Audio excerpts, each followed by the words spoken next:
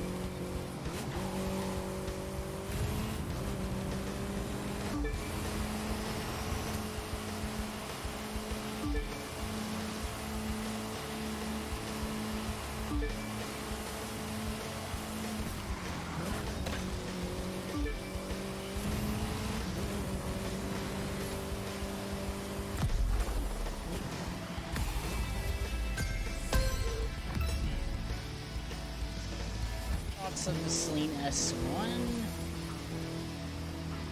Very odd handling. It feels like they put the hypercar handling model on it, but of course it slides more because, well, street cars go lower speeds as their top speed. It's hard to explain. It's like the hypercar handling model almost, but it slides a bit more, or more like it's like a mix of the hypercar handling model because how it yanks back. Because you notice when it drifted out, it yanked me when it finally caught grip. It's like the hypercar in that sense, but the drifting part is like the old touring car handle. Like, it's not uncontrollable like the touring cars, but it's just a very odd handling model for this car. It's not a bad car. I mean, a 226, that's pretty damn decent for this car, especially being a street category car.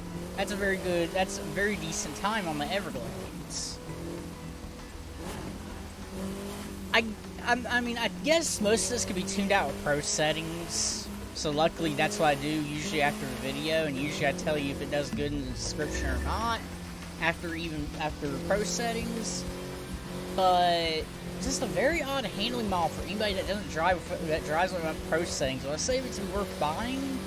If you don't use pro settings, then probably not.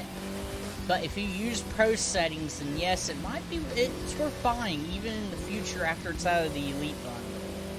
Even while it's in the Elite Bundle, it's worth buying. It's just one of those things, make sure you put pro settings on it. Even if it's like a baseline pro setting, they ain't record-breaking. As long as it makes the car keep control better, you're okay.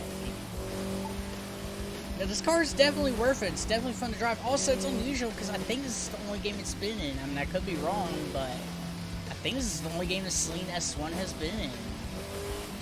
That's all I really had for today's video, and I'll see you guys later in the next video.